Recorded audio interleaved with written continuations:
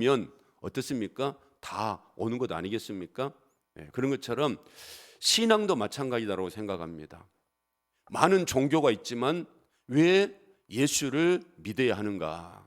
왜 교회를 다녀야 하는가? 이걸 분명히 알아야 하는데 성경에서 우리에게 답을 주십니다. 요한복음 14장 6절 말씀에 보니까 예수께서 이르시되 누가요? 내가 같이 한번 읽어보겠습니다. 곧 길이요 진리요 생명이니 나로 말미암지 않고는 아버지께로 올 자가 없느니라.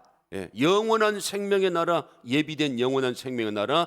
우리가 이 땅에 이 세상에 잠깐의 삶을 살아가는데 영원한 생명의 나라에 가기 위해서는 누구를 통해서 간다고요? 예수라고 하는 분을 통해서 간다. 그래서 사도행전 4장 12절에는 이렇게 말씀했어요. 같이 읽겠습니다. 다른 이로서는 구원을 받을 수 없나니 천하 사람 중에 구원을 받을 만한 다른 이름을 우리에게 주신 일이 없다. 이만희가 왜 안 됩니까? 왜 안 돼요? 왜 우리의 구원주가 안 됩니까? 이름이 이만희니까.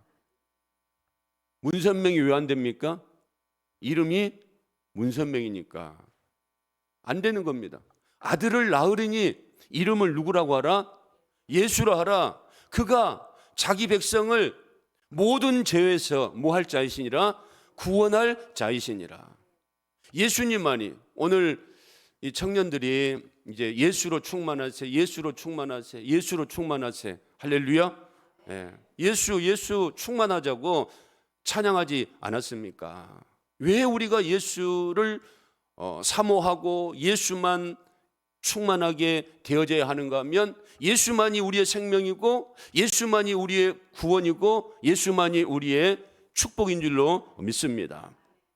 그래서 여러분 지금 우리가 사도행전을 통하여서 이제 오순절 성령의 사건을 통하여서 많은 사람들이 성령 받은 사람들이 성령의 말하게 하심을 따라서 말을 하는데 이상하게 생각을 하는 거예요.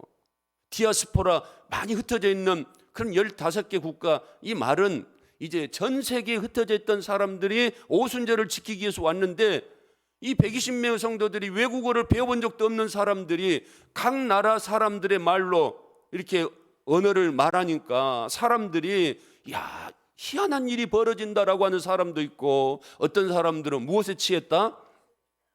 세술에 취했다. 이렇게 말한 사람도 있었다는 거예요.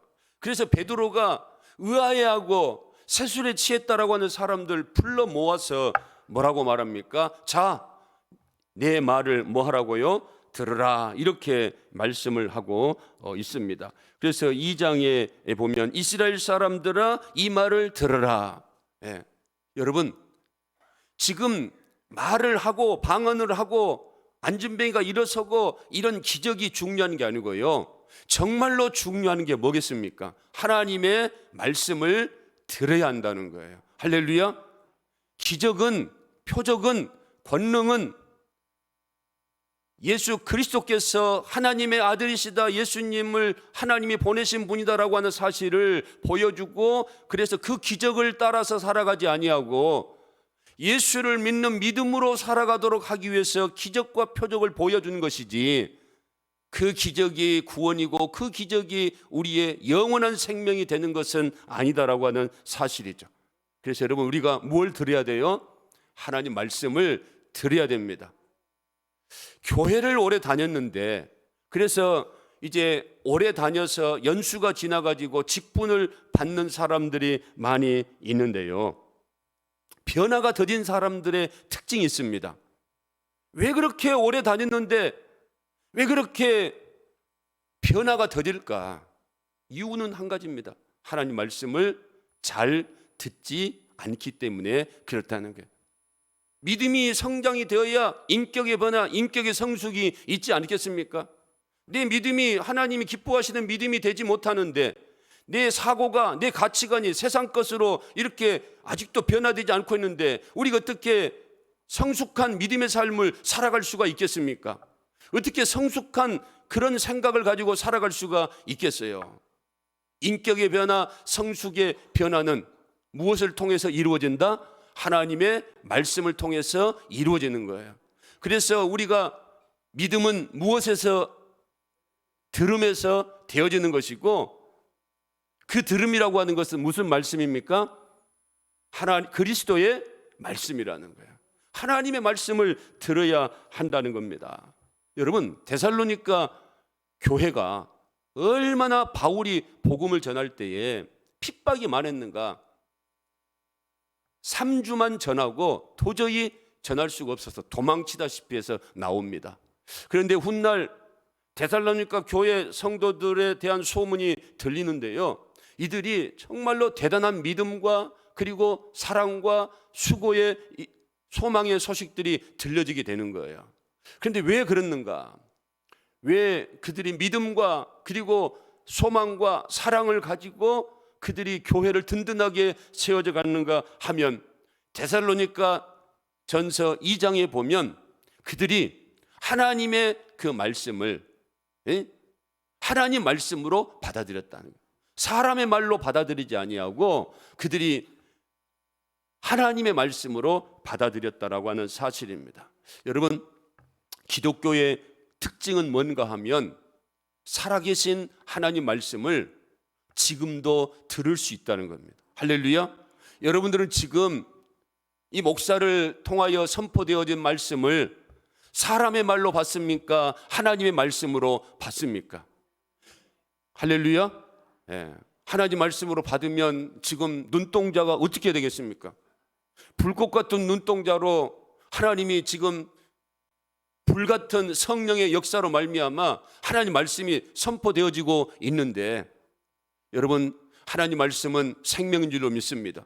데살로니가 교회 성도들, 그 교회가 믿음과 소망과 사랑이 충만했다라고 온 아가야와 마게도냐에 소문이 난 이유는 그들이 하나님 말씀을 받을 때에 사람의 말로 받지 않고 누구의 말로요? 하나님의 말씀으로 받았다라고 하는 말씀입니다.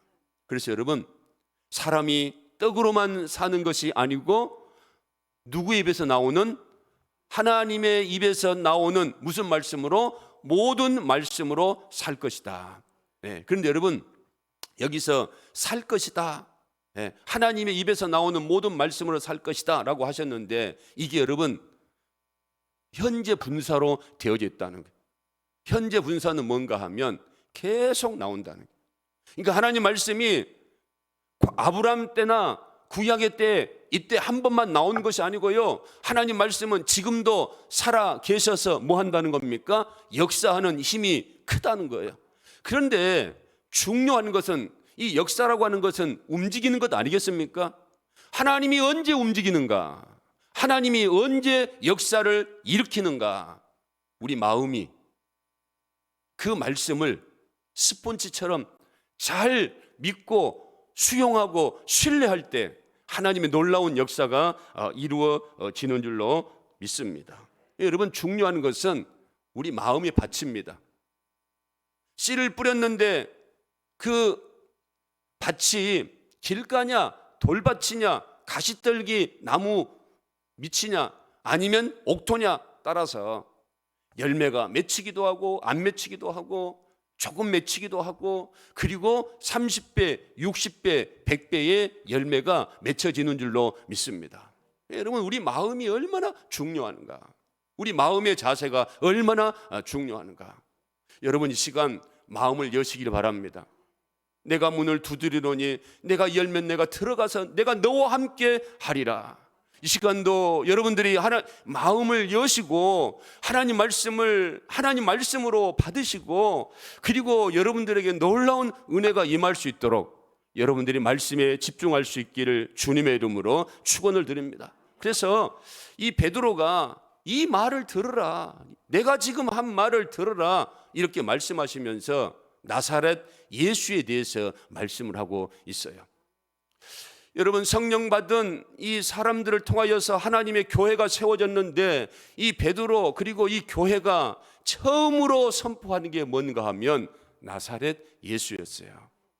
여러분, 우리 교회가 증거해야 될 그 분은, 그 복음은 누구에 대한 것입니까? 예수 그리스도에 대한 것이 되어야 될 줄로 믿습니다. 왜? 성령 받으면, 권능이 임하면 예루살렘과 온 유다와 사마리아 땅끝까지 이르러 누구의 증인이 되리라?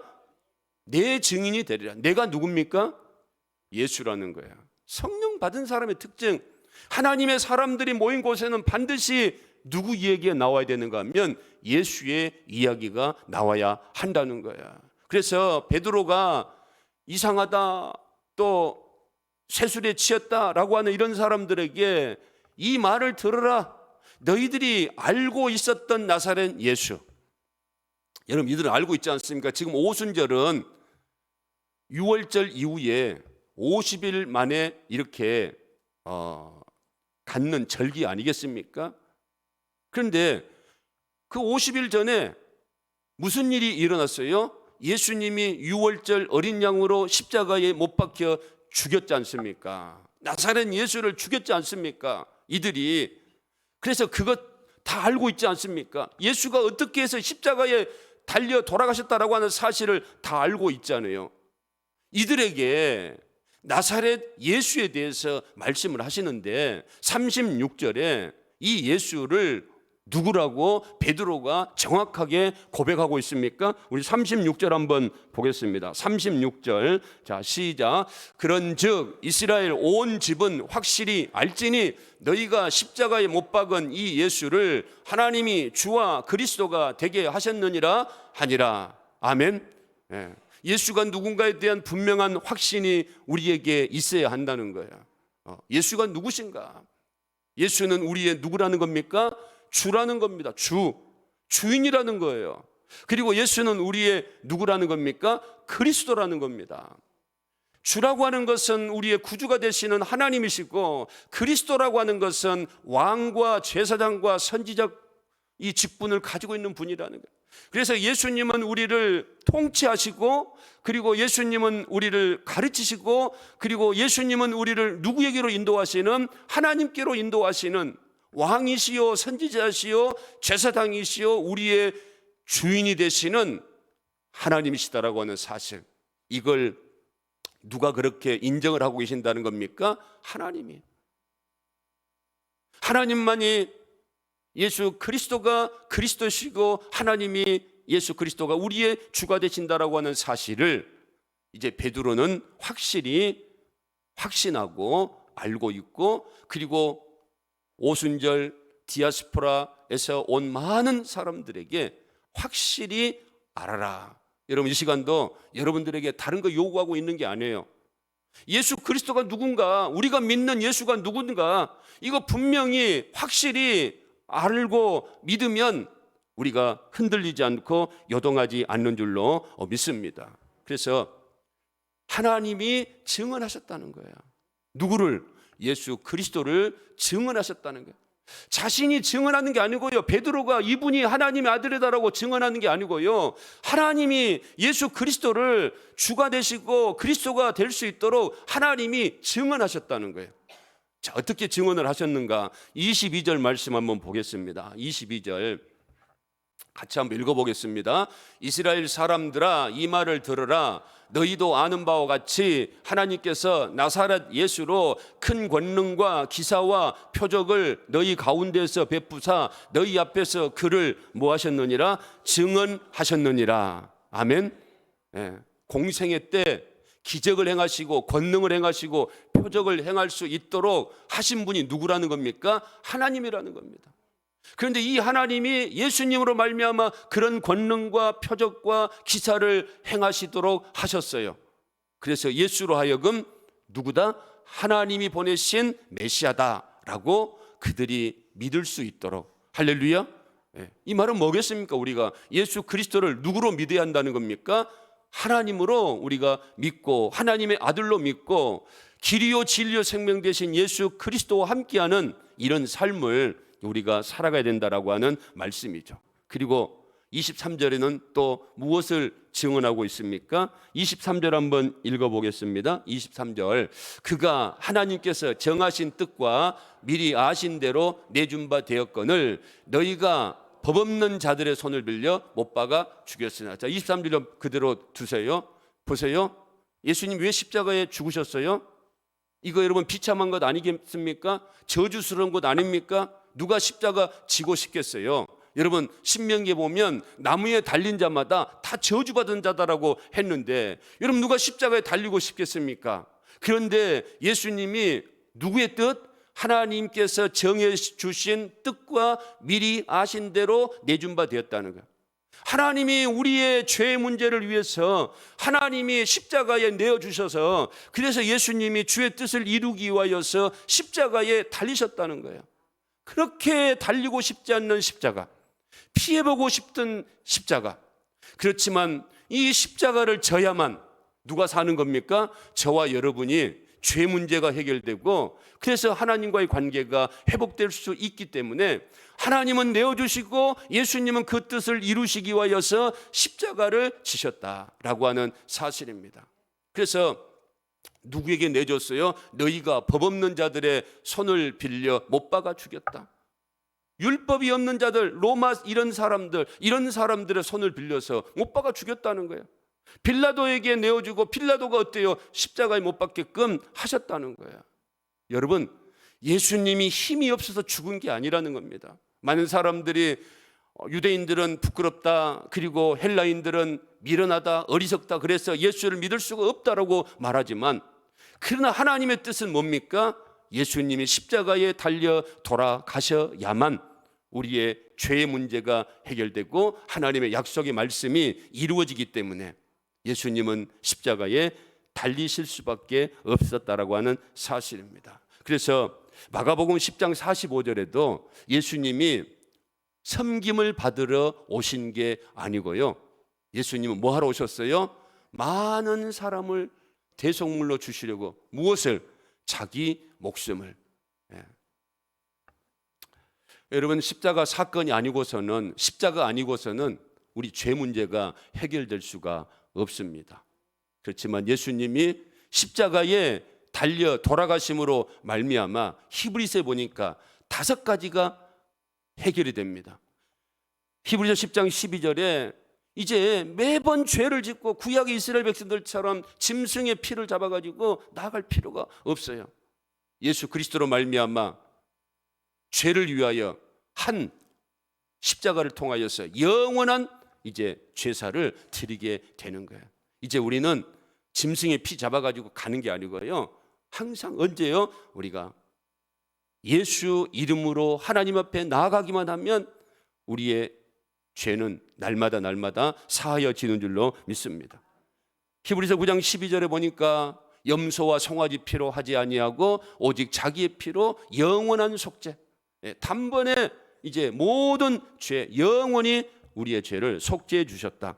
그리고 히브리서 9장 14절에는 어때요? 하물며 영원하신 성령으로 말미암아 흠없는 자기를 하나님께 드린 그리스도의 피가 어찌 하나님을 섬기게 하지 못하겠느냐. 우리에게 무엇을 부어주었어요? 하나님의 성령을 부어주심으로 하나님을 잘 섬길 수 있도록 예수님께서 성령을 부어주셨다. 그리고 히브리서 10장 14절에 우리로 하여금 한 번의 제사로 이제 완전하게 영원히 온전하게 하셨다. 히브리서 9장 15절에 보면 이로 말미암아 그는 새 언약의 중보자시니 이는 첫 언약 때에 범한 죄에서 속량하시려고 주구사 부르심을 입은 자들로 하여금 영원한 기업의 약속을 얻게 하려 하심이라. 여러분, 예수님으로 말미암아 단번에 속죄, 단번에 제사, 단번에 영원한 기업, 단번에 우리가 온전함을 이루는 삶을 살아가게 되었다라고 하는 사실이죠. 그러니 얼마나 감사한 일입니까? 얼마 전에 TV를 보니까 뭐 무죄다, 또 뭐 벌금 얼마 이렇게 했다, 집행유예다, 이렇게 해서 막 고맙고 감사하다라고 하는 모습들을 이제 TV에서 보기도 했는데요. 여러분, 우리는 그 정도가 아니고 우리는 죄와 허물로 죽었던 이런 사람들, 지옥 형벌 가야 하는 이런 사람들, 하나님과는 아무런 상관이 없는 사람들, 저 영원한 하나님의 나라와는 아무런 관계가 없는 이런 사람들. 그런데 우리가 뭐예요? 사면을 받았다는 거예요. 의인이다라고 우리가 죄가 없다라고, 무죄다라고 누가 인정을 해버린 겁니까? 하나님이 인정을 했다는 거야. 그러니 여러분 얼마나 감사한 일입니까? 사도 바울이 그래서 감사하는 거야. 나 같은 죄인인데 어떻게 예수를 믿었는데 그 모든 죄가 예수 안에서 사하질 수 있는 것인가? 이것은 하나님의 은혜다. 우리 주님의 은혜다. 이걸 깨달은 사도 바울은 모든 세상의 것을 다 해로 여기고 배설물로 여기고 그가 일평생 1차, 2차, 3차 여행 교회를 개척하고 교회를 세우는 일들을 하지 않습니까? 여러분 예수 믿고요 편안하게 살 수 있습니다. 1차, 2차, 3차 선교 여행 안 나가면 되는 겁니다. 그 예루살렘 교회 사도들처럼 밖으로 안 나가면 되는 거야. 여기가 좋사오니 하고 교회 안에서만 있으면 되는 겁니다. 그런데 사도 바울이 왜 1, 2, 3차 이렇게 로마까지 가기를 원했는가? 그건 여러분 사도행전 1장 8절 하나님의 약속의 말씀을 자기가 실행해 드리려고, 성령의 권능이 임하면 성령 임하면 너희가 권능을 받고 예루살렘과 온 유다와 사마리아 땅끝까지 이르러 내 증인이 되리라. 여러분 신앙생활 하면서 교회 봉사하면서 안 해도 됩니다. 안 하면 이런 소리 저런 소리 들을 필요가 없습니다. 그렇지만 주님이 주신 사명, 생명의 은혜의 복음의 말씀을 전하는데 내 생명을 조금도 아끼지 아니하겠노라라고 고백했던 사도 바울, 왜 그렇게 했습니까? 십자가 지시고 나를 위하여서 모든 것들을 내어주신 그 하나님의 은혜와 사랑, 십자가의 보혈의 공로를 깨달았기 때문에 여러분 우리가 말씀을 잘 들어야 됩니다. 말씀을 들어야 그렇구나. 왜 내가 예수를 믿어야 되는가? 왜 내가 세상에 많고 많은 이런 일들이 있는데 그 일들보다 먼저 하나님의 나라와 의를 구하는 삶을 살아가야 되는가? 왜 내가 주일 나왔지만 주님 앞에 주님이 기뻐하시는 이런 예배를 드려야 되는가? 십자가를 통하여 나의 모든 죄를, 내가 져야 할 그 죄를, 내가 져야 할 고난을 예수님이 대신 지게 해주신 그 은혜를 기억해서, 여러분 그것뿐입니까? 24절에 보니까 어떻게 하셨어요? 24절 한번 읽어보겠습니다. 24절 하나님께서 그를 사망의 고통에서 풀어 살리셨으니 이는 그가 사망에 매여 있을 수 없었습니다. 사실 여러분 살아가면서 정말 힘든 건 뭔가 하면 사망입니다. 죽음이라는 거예요. 여러분 세상 사람들 어떻습니까? 죽음 때문에 얼마나 고통스러워합니까? 그런데 오늘 말씀에 보니까 사망의 덫에, 사망의 고통에서 풀어 우리를 살리셨다라고 말씀하고 있어요. 아니 사망에서 풀어 살리셨다라고 말씀을 하면 되는데 왜 사망의 고통인가? 이 고통이라고 하는 게 원어에 보니까 여러분 덫이라는 겁니다. 올무라는 거예요. 그러니까 우리를 사망이라고 하는 권세가 덫이 되어져서, 올무가 되어져서 사람들로 하여금 자유로운 삶을 살아가지 못하도록 사망이 우리의 올무가 되어졌다는 거야. 그런데 예수 그리스도의 십자가로 말미암아 죄 문제가 해결이 되고요, 이제 우리가 다시 부활을 하게 된다는 겁니다. 예수님이 다시 살아나게 된다는 거예요. 왜 살아나는가? 무엇이 없기 때문에? 죄가 없기 때문에. 죄가 있기 때문에 죽고요, 죄가 없으면 살아나는 거예요. 예수님이 죄가 없기 때문에 다시 하나님이 십자가 지시게 하신 후에 살리시고, 이제 우리가 예수를 믿으면 우리도 죄가 없어지기 때문에 우리도 다시금 살아날 수 있는, 부활할 수 있는, 그래서 예수 믿는 사람들은 무슨 소망을 가지고 살아가는 겁니까? 부활의 소망을 가지고 살아가는 거죠. 죄 문제 해결되니까 사망의 문제가 해결되고요, 이제는 그 죄의 권능에 얽매여 살아가는 것이 아니고 이제는 하나님의 자녀로서 진리가 너희를 자유케 하리라. 우리는 무엇을 하든지 하나님을 바라보면서 자유로운 믿음의 삶을 살아가는 줄로 믿습니다. 그래서 예수님이 공생애 때, 그리고 십자가 때, 부활 때, 이거 여러분 하나님이 예수님이 주시오 그리스도라고 하는 사실을 보여드리기 위해서 이런 일들을 하나님이 일으켰다라고 말씀을 하고 있습니다.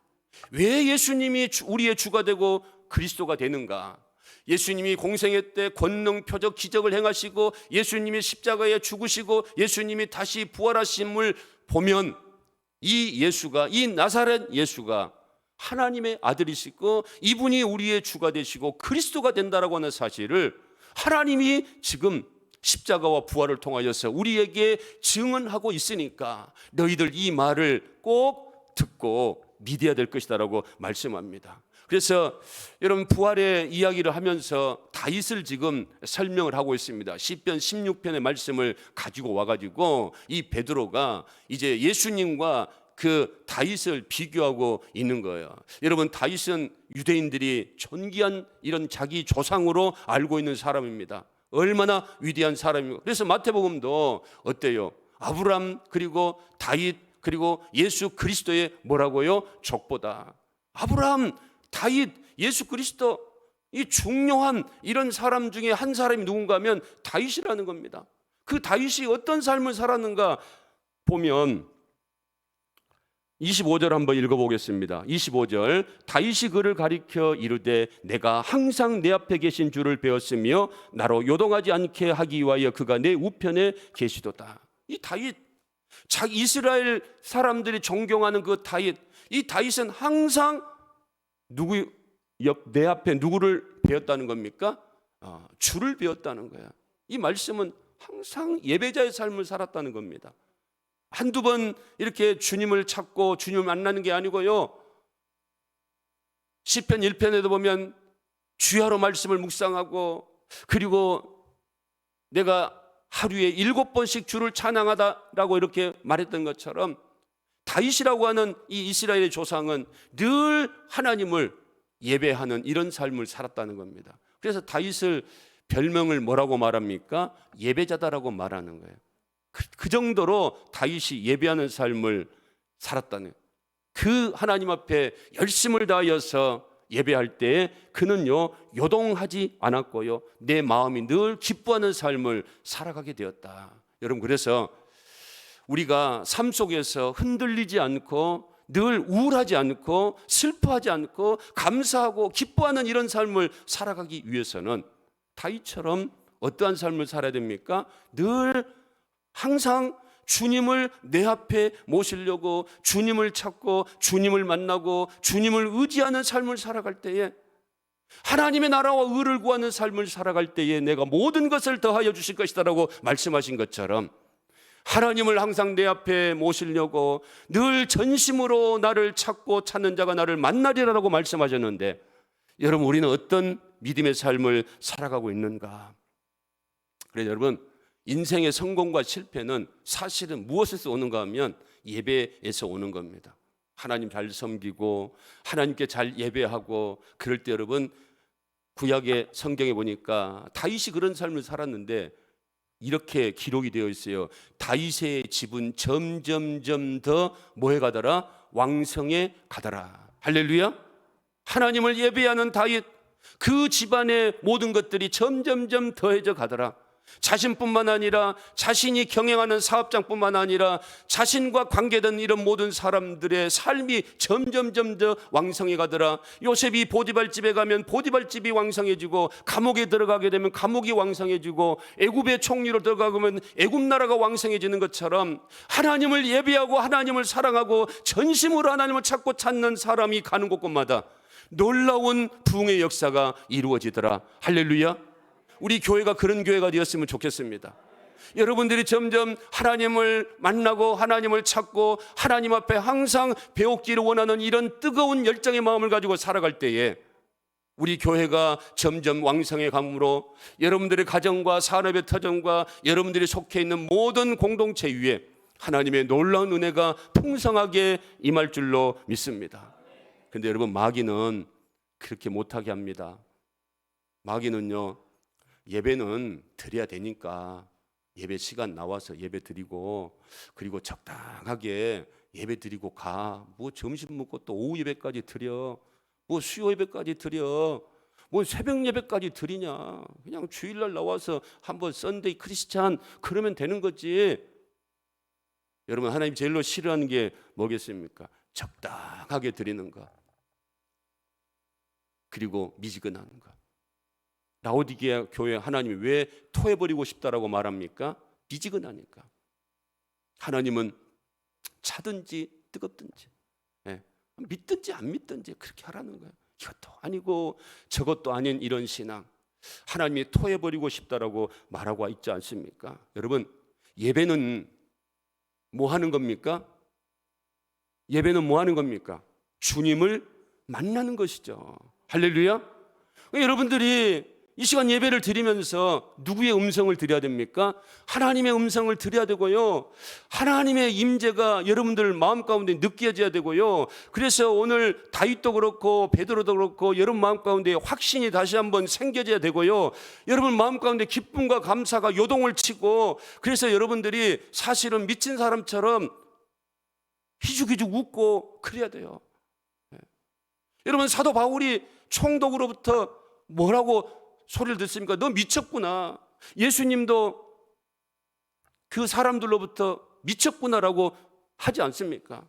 여러분들 가정에서 여러분들 친구들이, 지인들이 여러분들 보고 미쳤다라고 한 소리 들어봤습니까? 들어봤어요? 안 들어봤어요? 네. 여러분,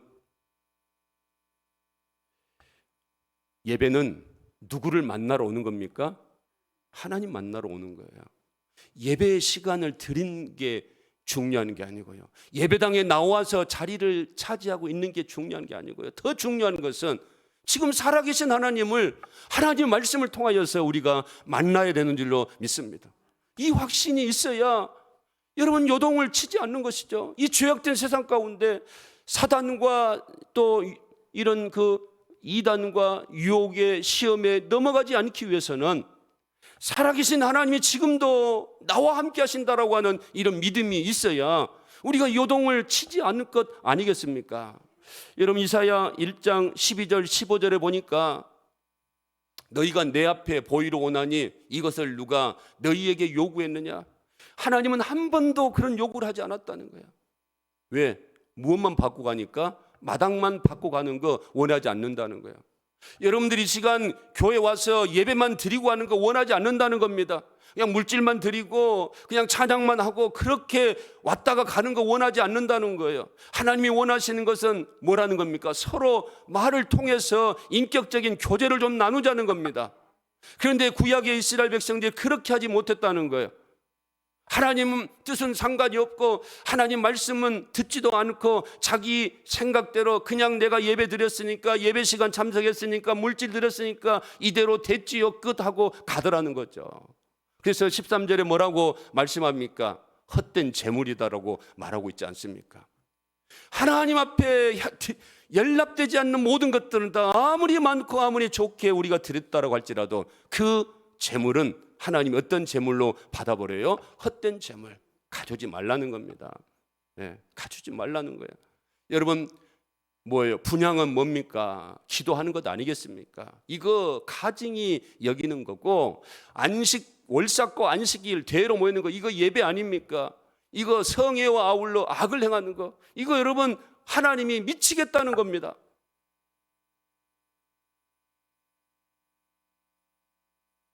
우리 예배가 하나님을 기쁘시게 하는 예배가 되어야 하는데 하나님이 미치겠다는 거예요. 뭘 못 주고 싶어서 미친 게 아니고요, 14절에 보니까 뭐라고 말씀합니까? 내 마음이 싫다는 겁니다. 정말로 지기 싫다는 거예요. 여러분 한번 생각해 보세요. 어떤 사람이 저에게 뭐 좀 도와달라고 오는 거예요. 도와주고는 싶어요. 그런데 이 사람의 생각과 자세가 영 딴판이에요. 그래서 안 만나고 싶어요. 근데 이 사람은 이제 나를 만나야 되겠다라고 하는 생각은 가지고 있어요. 나에게 와서 무조건 좀 도와달라고 합니다. 나는 만나고 싶지 않다는 거예요. 그런 것처럼 지금 이스라엘 백성들이 하나님 앞에 가긴 가야 돼요. 왜? 말씀이니까. 가서 예배는 드려야 되고, 그리고 드리라고 하는 물질은 드려야 되고, 그리고 찬송도 해야 되고 기도도 해야 되는데, 그런데 하나님은 도무지 그런 것들이 역겹고 그런 것들이 보기가 싫다는 겁니다. 그러니 오지 말라는 거예요. 근데 말라기에 가보면 이제 어떤 말씀까지 나오는가 하면 문을 좀 닫아달라는 거야. 문을 닫아달라는 겁니다. 왜? 그 사람들 못 들어오게. 여러분, 이 정도로 구약의 이스라엘 백성들의 예배가 타락이 되어져 있었다는 겁니다. 우리 예배가 어떠합니까? 여러분, 우리가 건강의 회복도 중요하고요, 다른 그 사업의 회복도 참 중요하지만 하나님과의 바른 관계, 예배가 회복되어야 될 줄로 믿습니다. 예배가 회복되면 하나님이 어떻습니까? 모든 것을 더하여 주실 것이다라고 말씀하고 있지 않습니까? 그래서 베드로는 이제 다윗의 그 이야기를 하면서 이렇게 하나님을 항상 열심히 사모하고 하나님 앞에 예배자의 삶을 살았던 그 다윗도 죽지 않았느냐? 지금 무덤이 있지 않느냐? 그런데 예수님은 다시 살아나지 않았느냐? 그런 거로 예수님이 주가 되시고 그리스도가 되신 것 아니냐라고, 너희들이 죽인 그 예수 그리스도가 우리의 주와 그리스도가 되게 하신 것이다라고 말씀하셨어요. 여러분, 그러면 이제 우리는 어떻게 해야 되겠습니까? 그 예수를 어떻게 해야 되겠어요? 잘 믿어야 되는 것 아니겠습니까? 여러분, 예수가 우리의 주라는 겁니다. 우리의 주인이라는 겁니다. 그래서 예수 믿는 사람의 특징은 뭐라고 그랬어요? 무엇이 바꿔진다는 겁니까? 주인이 바꿔지는 거예요. 예. 여러분, 우리가 예수 믿으면 금방 착한 사람이 되고 예수 믿으면 우리가 금방 성인이 되는 게 아니고, 그건 차차차차 이루어져 가는 것이고, 이제 예수 믿으면 나타나는 큰 변화 중에 제일 큰 게 뭔가 하면 주인이 다르는 거예요. 이제는, 그전에는 누가 주인이 됐습니까? 내가 주인이 됐어요. 내가 하고 싶으면 하고, 내가 안 하고 싶으면 안 하고, 내가 말하고 싶으면 말하고. 그런데 이제 예수를 믿으면, 예수를 인격적으로 만나면, 성령으로 충만하게 되면 이제는 내가 주인이 되는 것이 아니고 내 안에 거하신 예수가 주인이 되어져서 이제 성령이 말하게 하신 것을 말하게 하시고, 성령이 생각하신 것을 생각하게 하시고, 이제 육체의 소욕을 따라가는 것이 아니고 영의 소욕을 따라가면서 늘 생명과 그리고 평안을 누리며 살아갈 수 있도록 영원하고 온전한 이런 기업을 바라보며 믿음의 삶을 살아갈 수 있도록. 그래서 우리가, 베드로가 뭡니까? 이 일에 우리가 증인이다. 예수 그리스도가 우리의 죄 문제 해결하셨고, 예수 그리스도를 통하여서 우리가 부활의 소망을 갖게 되었고, 예수 그리스도를 통하여서 날마다 성령으로 우리가 충만하게 되는 것이고, 예수 그리스도를 통하여서 저 영원한 영광의 소망을 바라보며 살아가는 것. 제가 여러분, 이 설교를 하면서 준비하면서 생각해 봤어요. 뭐 나는 이해가 되는데 우리 성도들은 이거 뭐 예수님이 십자가에 돌아가셨고 예수님이 부활하셨고 성령 보내주셨고 이게 우리의 삶과 무슨 상관이 있겠는가? 그래서 여러분, 우리는 믿어야 될 줄로 믿습니다. 하나님이 우리에게 예수를 잘 믿고 예수를 붙들고 예수와 함께 살아가는 것이 우리가 잘 되는 것이고 내 영혼이 잘 되고 범사가 잘 되고 강건하는 것이다. 모든 세상의 부귀영화, 솔로몬이 다 헛되고 헛되며 헛되고 헛되도다라고 말씀하지 않습니까? 여러분, 예수 잘 믿으시기 바랍니다. 예수만이 우리의 소망입니다. 예수만이 우리의 축복입니다. 예수만이 우리의 구원입니다. 예수만이 우리의 형통입니다. 예수만이 우리의 성공입니다. 예수 잘 믿으시고 그로 말미암아 예수 안에서 주신 놀라운 하나님의 은혜와 축복을 여러분들이 공급받아서, 비록 살기 힘들고 여러분 이제 말세다라고까지 말하고 있지 않습니까? 지금 오늘 양반석 집사님이 기도했지만 이 자연재해 이런 것들이 이제 지금 신속하게 우리에게 다가오고 있지 않다라고 말하고 있지 않습니까? 이제 앞으로 어떠한 이런 자해 때문에 어떠한 일이 일어날지도 모르는 근심과 걱정과 염려의 삶을 살아갈 수밖에 없는데, 이런 때라고 할지라도 우리가 정신 차리고 예수 그리스도로 무장해서 예수와 함께 날마다 믿음의 삶을 살아갈 수 있는, 예배하는 삶을 살아갈 수 있는 저와 여러분 될 수 있기를 주님의 이름으로 축원을 드립니다. 기도하겠습니다.